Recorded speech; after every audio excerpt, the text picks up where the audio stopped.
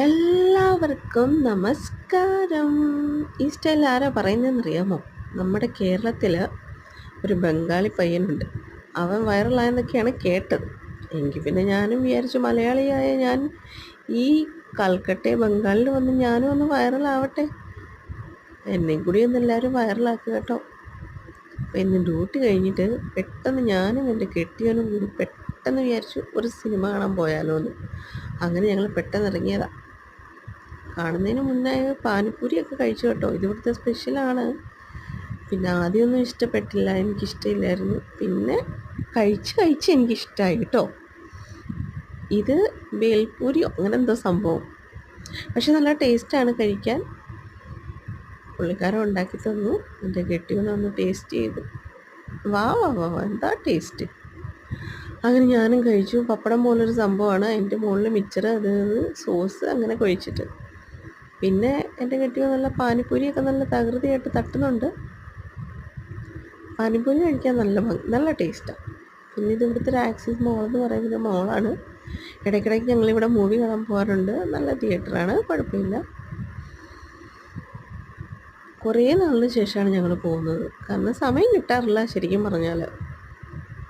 അങ്ങനെ മൂവി കാണാനായി പോയി. നല്ല രസമാണ് അവിടെ, ഫാമിലിക്കൊക്കെ പോകാൻ പറ്റിയൊരു മോളാണ്. ഇതാണ് തിയേറ്ററിനകം, നല്ല വിശാലമായ തിയേറ്ററാണ്. പിന്നെ ഇവിടെയുള്ള തിയേറ്ററിലൊന്നും അധികം ഇത് ഞങ്ങളൊരു തമിഴ് മൂവിയാണ് കാണാൻ പോയത്. അപ്പം നമ്മുടെ അവിടെ വെയിറ്റ് ചെയ്യുന്ന സ്ഥലത്ത് അവിടുത്തെ എന്തോ ഫോട്ടോസൊക്കെയാണ്.